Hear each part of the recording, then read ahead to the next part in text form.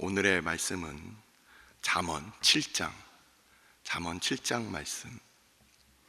잠언 7장 1절부터 27절까지 말씀입니다.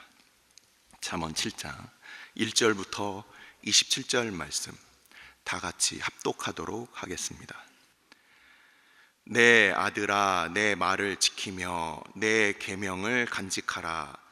내 계명을 지켜 살며 내 법을 내 눈동자처럼 지키라. 이것을 내 손가락에 매며 이것을 내 마음판에 새기라. 지혜에게 너는 내 누이라 하며 명철에게 너는 내 친족이라 하라. 그리하면 이것이 너를 지켜서 음녀에게 말로 호리는 이방 여인에게 빠지지 않게 하리라. 내가 내 집 들창으로 살창으로 내다보다가 어리석은 자 중에 젊은이 가운데에 한 지혜 없는 자를 보았노라. 그가 거리를 지나 음녀의 골목 모퉁이로 가까이 하여 그의 집 쪽으로 가는데 저물 때 황혼 때 깊은 밤 흑암 중에라. 그때에 기생의 옷을 입은 간교한 여인이 그를 맞으니 이 여인은 떠들며 완악하며 그의 발이 집에 머물지 아니하며 어떤 때에는 거리, 어떤 때에는 광장, 또 모퉁이마다 서서 사람을 기다리는 자라. 그 여인이 그를 붙잡고 그에게 입맞추며 부끄러움을 모르는 얼굴로 그에게 말하되 내가 화목제를 드려 서원한 것을 오늘 갚았노라. 이러므로 내가 너를 맞으려고 나와 내 얼굴을 찾다가 너를 만났도다. 내 침상에는 요와 애굽의 무늬 있는 이불을 폈고 모략과 침향과 계피를 뿌렸노라. 오라, 우리가 아침까지 흡족하게 서로 사랑하며 사랑함으로 희락하자. 남편은 집을 떠나 먼 길을 갔는데 은 주머니를 가졌은즉 보름날에야 집에 돌아오리라 하여 여러 가지 고운 말로 유혹하며 입술에 호리는 말로 꿰물어 젊은이가 곧 그를 따랐으니 소가 도수장으로 가는 것 같고 미련한 자가 벌을 받으려고 쇠사슬에 매이러 가는 것과 같도다. 필경은 화살이 그 간을 뚫게 되리라. 새가 빨리 그물로 들어가되 그의 생명을 잃어버릴 줄을 알지 못함과 같으니라. 이제 아들들아, 내 말을 듣고 내 입의 말에 주의하라. 내 마음이 음녀의 길로 치우치지 말며 그 길에 미혹되지 말지어다.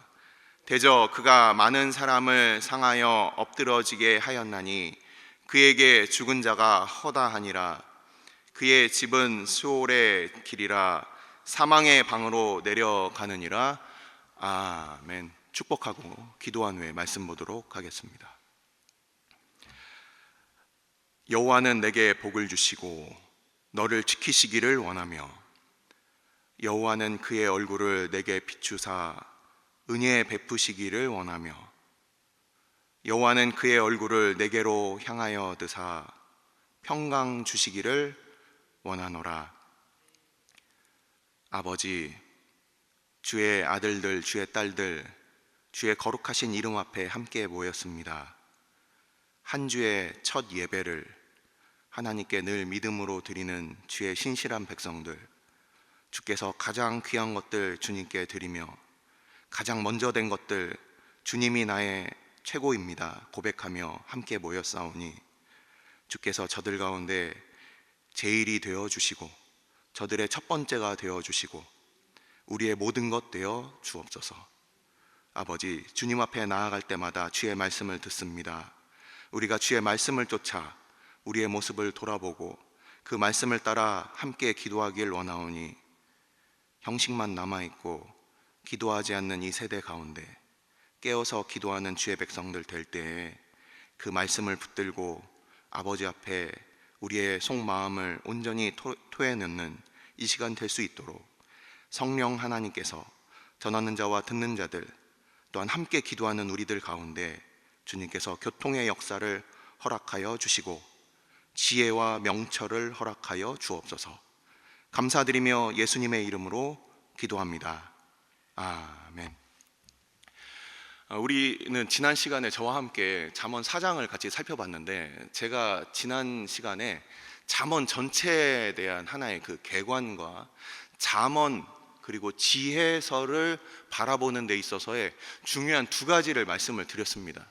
거기에 추가해서 오늘 한 가지 더해서 세 가지를 가지고서 앞으로 꼭 이 잠언서를 보시기를 바라면서, 자, 잠언은 1장에서 언급을 하고, 그리고 10장에서 언급을 하고 25장에서 언급을 하는 바와 같이 솔로몬의 잠언이다라고 이렇게 표현한다고 말씀을 드렸습니다. 근데 왜 이렇게 세 번이나 솔로몬의 잠언인 걸 왜 모르냐, 왜 굳이 또 이렇게 얘기를 하냐 했을 때, 1장부터 9장까지 우리가 이번 달 말까지 같이 보는 이 본문은 이 잠언 전체에 있어서의 어떤 하나의 큰 개관입니다. 큰 개관이에요. 내가 이 잠언을 왜 너희들에게 이렇게 들려주느냐, 이 관계 가운데 실용적인 내용 이전에 이걸 주는 이유와 목적을 얘기를 하고 있어요. 자, 오늘 본문에서도 뭐라고 부르고 있습니까? 아들아, 이렇게 부르고 있어요. 아들이라는 이 명칭 자체가 가장 친숙한 명칭이에요. 그리고 신앙에 있어서 그 물려주는 그 유산을 받는 가장 가까운 존재가 바로 아들이고, 우리가 부부가 하나됨을 그 성경에서 얘기를 하지만 실제 아버지와 아들이 하나라고 우리 주님께서 말씀하신 바와 같이 그 신앙의 유산과 유업을 이어받는 사람으로서는 아들이 가장 가까운 존재입니다. 이렇게 이 가장 가까운 존재를 부르고 있어요. 이게 요한 서신서를 보면 요한 서신서에서도 형제들아, 자녀들아 하면서 그 친밀함을 나타내고 있는데, 바로 오늘 이 호칭을 우리가 보면은 이게 아들아 하면서 그렇게 솔로몬이 오늘날 우리 독자들에게, 그리고 이 말씀을 듣고 있는 우리들을 너무나도 사랑하고 가까운 존재로서 부르고 있다라는 겁니다. 자, 아무튼 솔로몬이 이렇게 1장부터 9장까지 내가 왜 이 잠언을 쓰느냐에 대한 이 가까운 이 아들에게 그 당부를 하는 이 말씀으로 우리는 보게 되고, 이제 우리가 이번 달에는 다루지 않겠지만 또 다음으로 넘어가서 우리가 볼 이 잠언 10장부터를 보시면, 거기서는 이제 솔로몬이 모아둔 3천여 편의 잠언들, 그것을 우리가 살펴보게 됩니다. 그리고 25장 이후에는 이제 히스기야 왕 때 이 솔로몬의 이 잠언에 관한 것들을 이제 다 같이 이제 모아서 편찬한 것이라고 성경에 이렇게 나와 있고, 그러면 이 맨 마지막에 이 르무엘 왕의 어머니의 이 잠언이 또 등장을 하면서 잠언은 마치게 되는데, 이 르무엘 왕의 어머니 그 현숙한 여인에 대한 이 잠언은 무슨 의미일까요? 잠언 1장에서 말씀드린 바와 같이, 그리고 내일 이어지는 잠언 8장을 보면 현숙한 여인에 대해서 나와요. 그 지혜를 여인으로 비유해서, 그래서 마치 우리가 눈에 볼 수 없어서 그냥 지혜를 어떻게 손에 쥐느냐 이렇게 생각하는 것을 현실화해서 바로 우리의 현실 세계에서 현숙한 여인과 같이 등장한 이 지혜가 이 여인들 가운데 신앙을 가르치고 그리고 하나님을 경외하며 부지런한 이 여인의 실체로 등장하는 것이 이제 마지막 잠언의 마지막 말씀으로 그렇게 마무리가 됩니다. 그래서 1장도 여인에 대한 이야기, 마지막 장도 여인에 대한 이야기로, 이 지혜가 한글에서는 우리가 내일 읽을 그 말씀도 그렇고 그라고 해서 남성형 대명, 인칭 대명사를 이렇게 사용한 것처럼 되어 있는데 다 그녀예요. 그녀. 호크마라는 이 지혜는 여성형 명사고 여성으로 이렇게 그 비유가 되어 있습니다. 그래서 이 잠언의 큰 모양새를 솔로몬이 지었구나, 1장부터 9장까지는 이 아들에게 뭔가 얘기를 해주고 하는 이런 강화체구나, 뭔가 이야기 형식으로 그에게 당부하는 어떤 강화의 형식이구나, 10장부터 이 나머지 부분들은 이제 시의 운율을 가지고 있는 그런 잠언들의 묶음이구나, 이렇게 아시면 된다는 겁니다. 자, 그리고 방금 말씀드린 바와 같이 이 잠언의 특징은 첫 번째, 대비를 시키고 있어요. 마치 음과 양 또는 그 어둠과 빛 이런 식으로 극명한 대조를 통해서 그 차이점을 부각시키고 있습니다. 이게 바로 첫 번째 잠언을 보는 방식이에요. 우리가 그 어린이집을 가보면 찻길에서 노는 애들 있고, 공놀이하고 막 트럭이 오고 있고, 그러면 거기에 X. 그리고 운동장에서 막 아이들 즐겁게 뛰어노는 그림을 놓고서 동그라미. 그래서 극명하게 두 개를 대조해 놓으면서 뭔가 가야 될 곳, 가지 말아야 될 곳 이렇게 알려주는 것처럼 성경에서는 항상 그런 방식이 동원이 됩니다. 이 방식이 언제까지 동원이 되냐면 오늘날에도 있는데, 우리가 잘 알고 있는 칼빈의 기독교 강요를 보면 당시에 이 잘못되어 있는 카톨릭 교회와 그리고 참된 교회의 이 대비를 이런 식으로 얘기를 하고 있어요. 거짓 교회, 참 교회, 거짓 신앙, 참 신앙, 이렇게 대비를 하면서 분명하게 알려주는 이런 교훈의 방식을 사용하고 있다는 겁니다. 첫 번째가 대비, 두 번째가 바로 지난 시간에 말씀드린 바와 같이 비유입니다. 이 지혜를 우리가 막연한 추상적인 개념이고 형이상학적인 개념이다 보니까 이것을 하나의 여인으로 이렇게 표현을 하는 거예요. 오늘도 이제 음녀라는 것이 나오게 되는데, 이런 잘못된 믿음의 방식을 이제 음녀라고 이렇게 표현을 해서 우리는 그냥 지혜라고 던져주면 이게 사람마다 각자 다르니까 뭔가 하나의 이미지를 가지고서 그렇게 비유를 해서 가르쳐주는 방식이 이 두 번째다. 마지막 세 번째, 지난주에 제가 언급을 안 한 부분이죠. 이게 바로 반복의 요소가 있습니다. 반복의 요소. 자, 우리가 방금 말씀드린 바와 같이 8장에 보면은 이제 내일 본문이죠. 이 지혜를 다시금 그 여인으로 얘기를 하고 있는데 이게 1장에 이미 등장했다는 거예요. 중요한 얘기들은 계속해서 반복해서 같은 비유를 반복한다든지 대조를 반복한다든지 계속 반복 학습을 이제 하게 됩니다. 그래서 이 세 가지를 기억하면서 잠언서를 읽으면 좀 더 보기가 수월해집니다. 첫 번째 대조, 두 번째 비유, 세 번째 반복. 이것을 가지고서 앞으로 잠언서를 보시면은 정말 그렇구나, 이런 내용들이 나오는구나, 이것을 알 수가 있어요. 자, 오늘 이제 7장으로 넘어가서 7장에서 이제 나오는 주요한 어떤 그 단어들의 쓰임과 그 내용을 먼저 설명을 드리고 갈 건데, 이 7장 전체를 보시면은 이 7장은 반드시 내일 8장과 같이 연결해서 봐야 됩니다.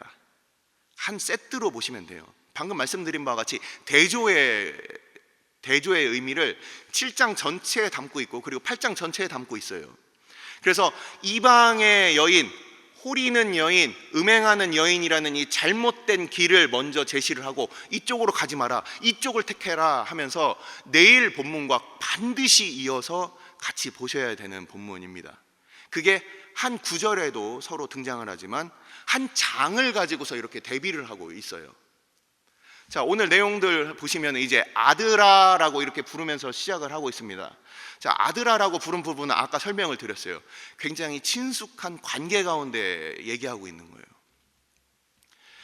지난 시간에 말씀드렸듯이 가장 중요한 얘기를 이 아들들에게 이 유언과 같이 하지 않겠습니까? 우리가 아주 중요한 얘기들을 할 거예요. 그냥 지나가는 옆집 아이 또는 나랑 아무 상관없는 그런 뜨내기들한테 중요한 얘기를 전하지 않을 거예요. 정말 비밀스럽고 중요하고 그리고 값진 이야기는 정말 깊은 관계 가운데 있는 사람들에게 주는 겁니다. 이 솔로몬은 개인일 수도 있고, 이 이후에 7장 마지막 부분을 보시면은 뭐라고 되어 있습니까? 24절을 보시면 이제 아들들아, 4장에서 아들들아라는 복수의 그 호칭이 있었고, 그리고 이 7장 24절에도 아들들아라는 이 복수의 호칭이 있어요.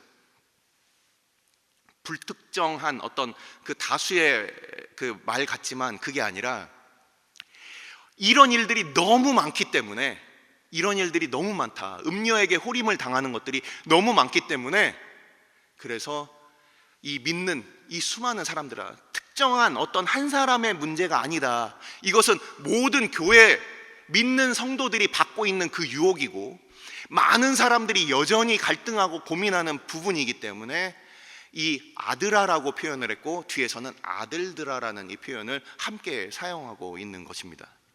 그래서 우리는 이 잠언 7장을 보시면서 도대체 무슨 얘기를 하느냐, 자, 여기에는 이제 음녀가 등장을 합니다. 이 음녀라는 표현이 우리가 그 한글 성경에서는 계속해서 여러 번 이렇게 나오는데 실제는 그 5절에서 히브리어 성경을 보니까 5절에서 분명하게 얘기를 하고 있어요. 5절에서 얘기를 하고 나머지는 이제 좀 대명사 같은 그런 느낌이지만 우리 한글 성경에서는 구체적으로 좀 더 강조해서 얘기들을 하고 있어요. 근데 5절을 보시면 그럼 음녀가 나오고 이방 여인이 나온다. 이 음녀라는 이 말 자체가 뭔가 낯선 여인이다 이런 뜻이에요. 실제 그 원어로 찾아보니까 그래요. 낯선 여인이다. 뭐가 낯서냐? 당시에 이스라엘 백성들에게 뭐가 낯설겠습니까? 하나님의 말씀 말고 다른 것들이 낯선 거예요. 바꿔서 얘기하면 신선한 거예요. 오늘날도 신선한 것들이 얼마나 많습니까? 신선한 것들이 많죠. 교회에서 마케팅 얘기를 합니다. 교회에서 심리학 얘기를 해요. 그런 사람들 잔뜩 불러다가 그냥 예배 시간에 그런 것들 합니다. 얼마나 신선합니까? 그동안 목사님 말씀만 듣다가 아주 신선해요. 그런 것들이 교회 안에 침투하기 시작한다는 거예요. 마케팅적인 요소들, 심리학적인 요소들, 그런 것들이 세상의 어떤 기준들이 교회 안에 그렇게 들어오기 시작합니다. 이것을 우리는 축복으로 보아야 할 것인가? 아니면은 경계해야 할 것인가? 참으로 안타까운 일이 아닐 수 없는데 오늘날의 수많은 그런 교회들이 뭐 왕의 재정이다 뭐 이런 것들 갖다가 그냥 예배 시간에 그냥 그렇게 하고 있어요. 하나님의 말씀 대신에 다른 것들이 뭔가 침투하기 시작하는 거예요. 자, 그리고 또 이방 여인이라는 부분, 이 이방 여인이라는 것이 바로 외국인이다 이런 단어예요. 외국인이다. 이 외국이라는 것이 지금처럼 그냥 글로벌한 시대에서 단순히 외국 사람을 만나는 것을 의미하는 게 아니에요. 그들이 갖고 있는 하나님 중심, 여호와 중심의 그 신앙에서 뭔가 다른 이방의 요소들이 그렇게 호리는 거예요. 하나님을 섬기지 않고 하나님을 경외하지 않는 그런 요소들이 바로 이 꼬신다라는 것이죠. 우리는 이 솔로몬의 이 잠언을 보면은 오늘 본문을 보면은 마치 솔로몬이 집에서 창가로 이렇게 보니까 저기 어떤 청년이 지나가네. 그 청년이 뭐 어딘가로 가네. 멀리 떨어져서 그 청년은 자기가 그 안에 속해 있기 때문에 자기 자신을 못 봐요. 하지만 이 솔로몬은 멀리 떨어져서 그것을 보게 되는 거예요. 우리도 유혹과 그리고 그 멸망의 길로 그 발걸음의 그 유혹을 받을 때는 우리는 우리 자신을 못 봐요. 근데 솔로몬은 멀리서 자기가 창가에서 그리고 자기의 그 격수의 창가에서 그가 보면서 문틈으로 보니까 다 보이는 거예요. 한 청년이 그렇게 그 호리는 여인의 그 집 앞을 서성입니다. 그리고 그 여인이 나와서 뭐라고 홀리고 있습니까? 그 여인에 대한 설명을 잠깐 보시면 그 여인을 이렇게 표현하고 있어요. 10절을 한번 보십시오. 그때 기생의 옷을 입은 간교한 여인이 그를 맞으니, 기생의 옷이라는 것은 화려합니다. 일상적인 옷이 아니에요. 내 배우자가 입고 있는 일상적인 옷이 아닙니다. 뭔가 화려해요. 눈이 혹 가요. 일상적으로 듣는 말씀이 아니니까 뭔가 혹 가는 거예요. 저기 뭔가 있지 않을까? 달콤한 말로 그렇게 호립니다. 거기에 다 빠져듭니다. 교회 책임을 맡은 사람도 빠져들고 다 빠져드는 거예요. 하나님의 말씀 말고 다른 것들에 그냥 빠져드는 거예요. 인간의 행복을 위해서, 하나님의 영광이 아니에요. 그렇게 교회가 잘못 가고 있는 것들이, 그런 모습들을 우리가 보게 됩니다. 우리가 가까이에서 다 보지 않습니까? 그렇게 빠져드는 거예요. 그 여인이 그렇게 나왔어요. 등장했어요. 그러면서 뭐라고 되어 있습니까? 10절을 보시면 간교한 여인이 그를 맞았다. 이 간교하다는 표현을 사전을 찾아보니까 속마음을 숨기는 여인이에요. 실제 이 청년을 위하는 여인이 아니에요. 이 청년을 결국은 멸망의 길로 빠뜨리게 만드는 그런 여인이에요. 하나님을 떠나서 다른 것들에 뭔가 우리의 목마름을 해결해 줄 것이 있지 않을까, 그것을 헤매며 다니는 그런 청년들을 맞이하여, 그래서 그 여인이 그에게 달콤한 말을 합니다. 처음부터 뭐라고 꼬시고 있습니까? 내가 서원 제물을 갚았다. 그 여인이 마치 신앙의 옷을 입고 있어요. 우리가 이런 거에 빠질 때 어떻습니까? 내가 돈을 벌면 하나님께 내가 영광스럽게 살겠습니다. 내가 건강해지면 하나님 앞에 영광스럽게 살겠습니다. 지금 안 살면서 이걸 벌면, 내가 이걸 소유하면 뭔가 살 거라고 그렇게 착각을 하죠. 신앙의 옷을 입고 나타나요. 대부분에 그래요. 너무나도 무섭지 않습니까? 이 여인은 그렇게 나타난 거예요. 그러면서 우리는 바로 이 여인의 정체를 알 수 있습니다. 내 남편은 나갔어. 나랑 같이 사랑하자. 여기서 사랑한다는 표현도 찾아보니까 제가 19금이라 제가 얘기를 못 하겠어요. 예. 단순히 좋아한다는 아하부라는 말도 있지만 거기에 넘어서 서로 탐닉한다는 그런 표현이 적나라하게 드러나 있습니다. 남편이 떠났는데 하나님은 떠났으니 하나님 언제 돌아올지 모르니까 나랑 연락하자. 이렇게 성도들을 꼬시는 거예요. 하나님 말씀은 뭔가 부족하다. 이것이 바로 에덴 동산에서 아담과 하와가 들었던 그 유혹 아닙니까? 하나님만으로는 뭔가 부족해. 뭔가 이것도 있어야 돼. 이렇게 얘기를 하고 있는 거예요. 하나님 언제 올지 몰라. 주님 언제 오실지 몰라. 이 땅의 방법대로 살자. 나랑 신나게 연락하자.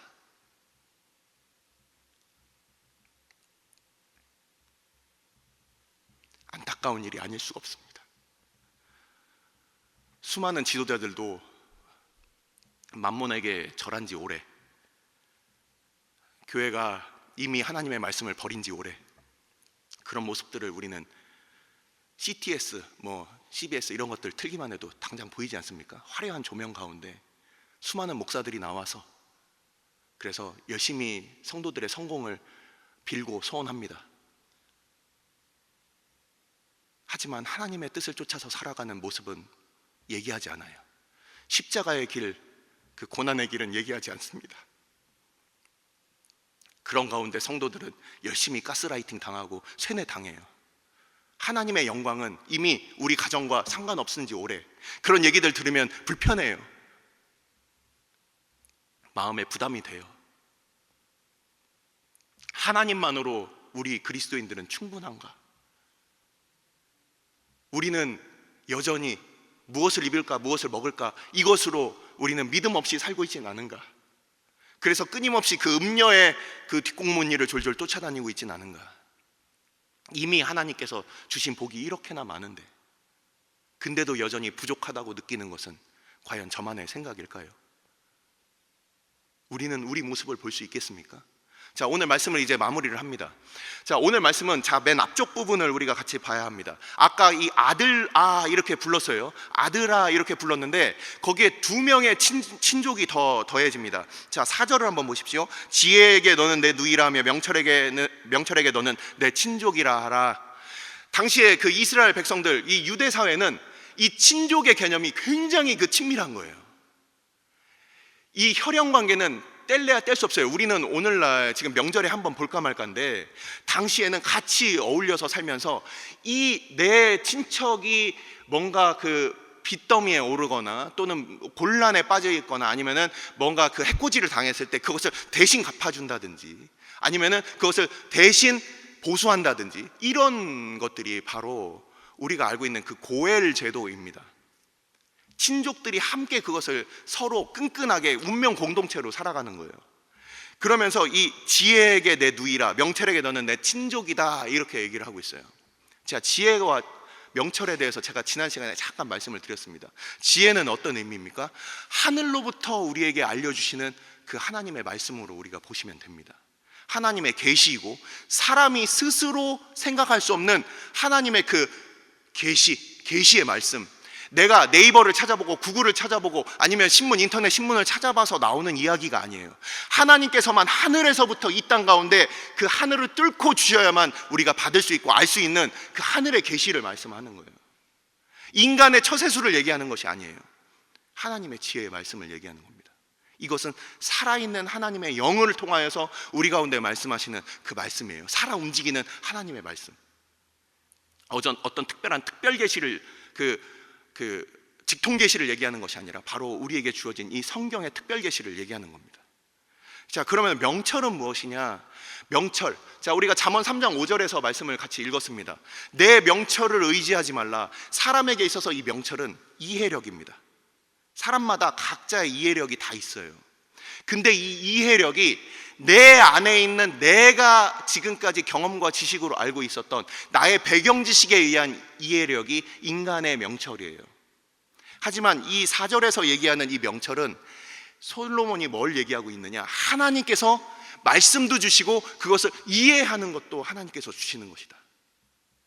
그래서 그 명철을 하나님 앞에 구하고 명철을 계속해서 불러라. 하나님의 말씀이 있어도 아무리 이 앞에 진수성찬이 차려져 있어도 내 소화력이 감당이 못 되면은 그걸 못 먹는 거예요. 근데 이 명철이라는 것은 내가 하나님의 말씀을 들었을 때 한쪽 귀로 싹 들어왔다가 바깥쪽으로 나가는 그런 게 아니라, 그래서 내가 관심 있는 분야만 쏙쏙 들어오고 그리고 내가 관심 없는 분야들은 다 아예 그냥 무시해버리는 이런 것이 아니라 하나님의 시각과 하나님의 그 기준으로 우리가 그 말씀을 내가 깨달아 알 수 있는 바로 그 이해력을 명철이라고 이야기하는 거예요. 그래서 이 솔로몬은 지혜도 중요하고 그것을 깨달아 알 수 있는 것도 하나님께서 주시는 것이다. 지혜와 명철을 하나님 앞에 함께 구하자. 그것을 받아라. 아들들아, 이것을 받으면 음녀로부터 너희들이 보호받을 거야. 그 얘기를 바로 이 5절에 얘기를 하고 나머지 6절부터 마지막 부분이 바로 이것에 대한 구체적인 설명이 되는 거예요. 오늘 7장에 있어서. 그리고 더 나아가서 이제 그 지혜로운 여인, 그 지혜가 여인과 같이 이렇게 만나기를 원하고 그렇게 우리에게 그렇게 우리를 부르고 있는 이 장면, 이것이 바로 내일 말씀으로 이어지게 됩니다. 그 여인을 만나러 가보시겠습니다. 기도하시겠습니다. 우리는 솔로몬의 이 잠언을 통해서 솔로몬이 마치 그 아들에게 정말 좋은 여인을 중매해주고 싶어서, 너 혼자 살면 안 돼. 정말 이 현숙한 여인을 만나라. 이 지혜를 만나라. 이 여인과 결혼해라. 마치 그렇게 중매하는 듯이 1장부터 9장에 있어서 그 아들에 대한 그 아들의 그 형편에 대해서도 설명을 해주고 그리고 그 여인에 대해서도 소개를 해주고 있어요. 우리는 이 솔로몬의 이 권면을 우리가 무시하지 맙시다. 혼자서 우리가 살 수 있는 존재가 아니죠. 우리 이 시간 기도할 때, 주님, 나에게 현숙한 여인과 같은 이 지혜, 정말 인격적인 우리 하나님의 지혜의 영이신 성령께서 우리와 동행해 달라고, 우리가 여전히 지금도 하나님 말고 다른 것들에 우리의 필요와 우리의 요구가 마치 그것으로 채워질 것처럼 우리가 혹시 착각하면서 우리 자신이, 우리 가정이, 우리 교회가 뭔가 하나님 말고, 하나님의 말씀 말고 다른 것들에 우리가 그렇게 유혹을 받고 있다면, 주님, 하나님의 말씀, 살아있는 말씀, 그 지혜의 말씀 우리에게 허락해 주시고 그것을 우리가 깨달아 알 수 있는 명철도 허락해 주십시오. 그리하여 이 세상의 유혹과 이 세상의 염려와 이 세상에서 살아가는 그 방법에 치우치지 않고 하나님이 하나님의 백성들을 여전히 돌보신다, 함께 하신다, 주님께서 주의 백성들을 오늘도 사랑하신다는 그것을 깨달아 알 수 있도록 주님께서 주의 교회 가운데 사람의 말, 사람의 구호, 사람의 방법이 아니라 오직 하나님의 말씀, 주의 지혜의 말씀, 하나님의 그 진리의 말씀이 교회 가운데 오늘도 선포될 수 있도록 아버지, 주의 교회 오늘도 기억하여 주시고 말씀하여 주시고 주의 백성들 오늘도 하나님 앞에 명철을 허락하여 주셔서 내가 듣고 싶은 말, 내가 이해할 수 있는 말을 넘어서 주님께서 우리에게 주시는 그 말씀 들을 수 있는 은혜를 베풀어 달라고, 우리뿐만 아니라 우리 자녀들에게 이 신앙의 유산이 물려갈 수 있도록 이 시간 함께 기도하도록 하겠습니다. 아버지께서 오늘 우리로 아버지 이방 여인과 호리는 말과 또한 아버지 그 음녀에 대하여 우리가 함께 읽으며 아버지 수많은 유혹과 수많은 이 땅 가운데 하나님 말고 다른 것들로 뭔가 채워야 할 것 같은 그런 인간의 행복과 하나님의 영광을 떠난 그런 사람의 만족을 위하여 아버지 오늘날 우리의 모습이 치우쳐 있진 않습니까? 아버지, 주께서 주의 백성들 우리로 다시금 주의 말씀 앞에 깨어나게 하여 주옵소서. 하나님 말고 우리가 다른 것들에 우리의 마음과 우리의 눈이 뺏기진 않고 있습니까? 아버지, 속이고 가만히 들어와 필경은 멸망의 길로 갈 것이며 새가 올무에 빠지는 것처럼 그리고 그 소가 마치 도살장에 끌려가는 것 같은 최후의 죽음과 사망의 길로 혹시 우리는 달려가고 있지 않습니까? 아버지께서 주의 교회, 주의 몸된 교회 가운데 오늘도 말씀하여 주옵소서. 아들들아, 딸들아, 오직 아버지 주의 말씀을 듣고 주님 앞에 돌이키게 하여 주셔서 아버지, 우리가 이 땅의 방법과 이 땅의 목적을 향하여 살아가는 자들이 아니라 하나님의 말씀을 쫓아 아버지 앞에 나아가는 주의 백성들 다 될 수 있도록 아버지께서 주의 교회를 진리로 보호하여 주옵소서. 아버지께서 주의 교회 가운데 오직 우리 주님만을 온전히 바라는 주의 교회 되게 하여 주옵소서. 여호와는 나의 목자시니 내게 부족함이 없으리로다 고백하는 믿음의 고백들이 교회 가운데 끊임없이 이어지게 하여 주옵소서.